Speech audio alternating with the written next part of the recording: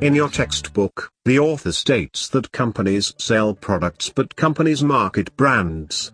And several of you have asked me about that distinction between selling products and marketing brands.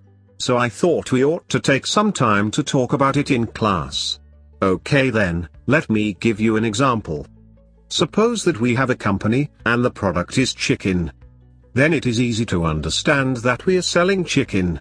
Maybe we are even selling a special preparation of chicken, barbecued chicken, and maybe we include lemonade and a hot roll free with our barbecued chicken. We may even have the best service. But we are still selling chicken, even though it's a special preparation and even though we have provided an attractive package with free additional products and good service. All of that is still selling. But what's marketing then? Well, when we market a product, we have to create meaning that attaches itself to the product, something that makes the product more unique and more desirable than other similar products. Maybe this chicken was a family recipe that was handed down from Aunt Ruby. So this isn't just chicken. It's Aunt Ruby's recipe. And eating it is special because she doesn't give the recipe to anyone but family, and being in the restaurant is just like being in Aunt Ruby's kitchen. How you interpret the experience is just as important as how you view the product. See what I mean? Yeah. So marketing is why the commercials on television are so hard to understand sometimes. Honestly, sometimes I don't know what they are trying to sell because the commercials, they almost always represent the product as something else, sometimes as success, sex, youth. So when a car is marketed, for example, it's shown in a situation with a lot of successful people in an upscale neighborhood, or the man who buys the car gets the woman, or the woman who buys the car is young and beautiful, and desirable while she is driving it. You know what I mean? Excellent point, Susan. I couldn't have said it better. Because marketing is what attaches that meaning to the product.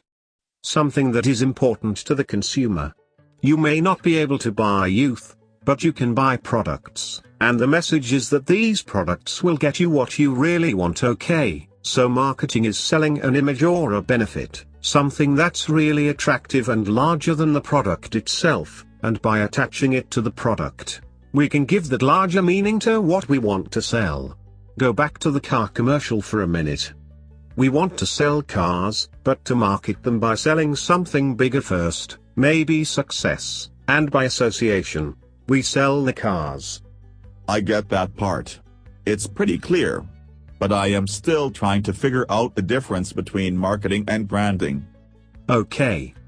Let's talk about that for a minute.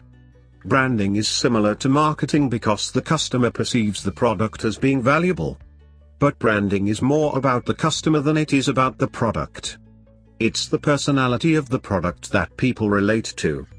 Think Allstate Insurance, and you will probably come up with you are in good hands, and their competitor, State Farm, will remind you, like a good neighbor, State Farm is there.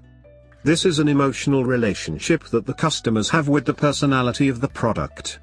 Rob Frankel is probably one of the most widely respected business consultants in the area of product branding. In his book, The Revenge of Brand X, he says, business is about relationships, not about transactions. That's not an exact count, but it's close. And he is so right on. Branding isn't about the product or even about the customer service. It's about the customer's perception of the product and the relationship with the personality of the product. And that's how branding works. So it's not just a logo. No. It's not a logo, it's not a name, although name recognition or the familiarity of a logo is helpful. It's not a commercial or even a string of commercials in a marketing plan.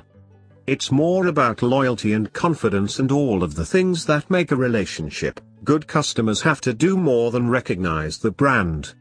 They have to be motivated to buy it and continue to buy it over time. But in the book, I remember this, in the book didn't it mention that a company has to have a marketing message to build brand? Absolutely. It's a telegraphic message, it can't be very long, and has to be easy to understand, and it has to be a consistent message. I mean that to effectively build a brand, and more importantly, brand loyalty, you have to repeat the message over and over. Say it loud enough and long enough and it starts to sound right, and it starts to echo in your customer's head when they think about making a purchase. So what's the result we are going for?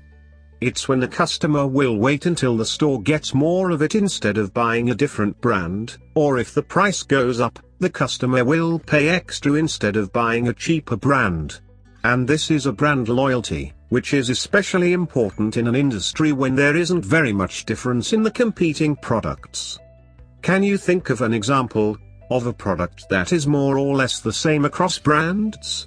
That's easy, laundry detergent.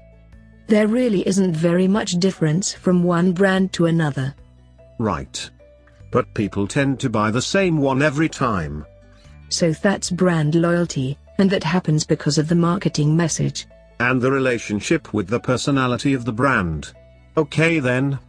How do we give our products a personality so we can develop a relationship with the customers?